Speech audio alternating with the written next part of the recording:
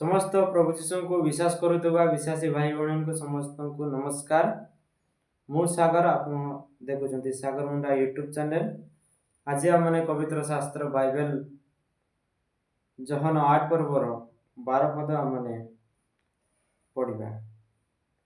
जीशु पुनर्बार लोक मान शिक्षा दे कहले, मु जगतर ज्योति, जे मोहर अनुगमन करे से केबे ही अंधकार रे भ्रमण करिब नाही, बरं से जीवनर ज्योति पाइब।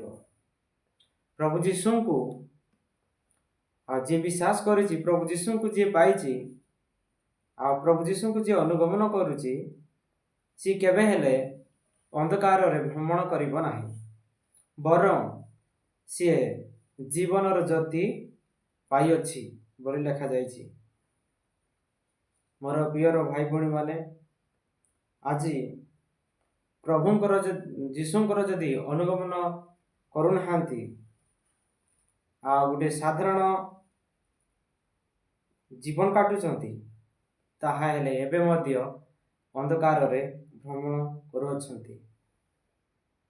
प्रभु जीशु को बिना आमे माने केबे हेले स्वर्ग राज्य रे आमे प्रवेश करि परिबा नाही।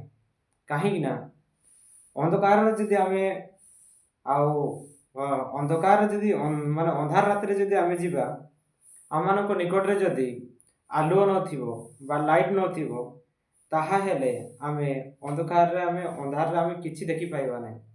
आमे केउ स्थान को जीवा से रास्ता मध्ये आमे पाइबा नाही।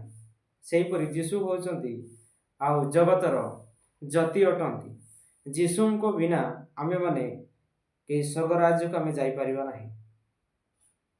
जहन 14 पर्वर 6 पदरे लिखा जाइछि, जीशु ताहांकु कहले, मु पथ, मु सत्य, मु ही जीवन, जे मो दे न जाए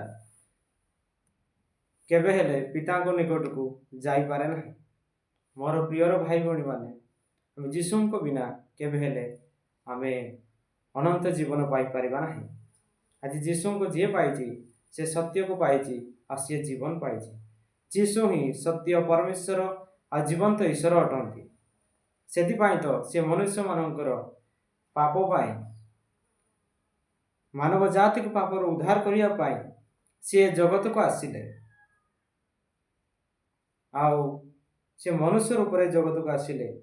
आउ से समस्तंकर पाप निमंते से क्रूस रे आउ निजर प्राण को दान देले। मोर प्रियर भाई भौणी माने, आज वीडियो आपन को जदि भल लागिछि लाइक करंतु, बहुत मात्रा रे शेयर करंतु। पुणी देखा आगामी नुआ वीडियो रे। नमस्कार।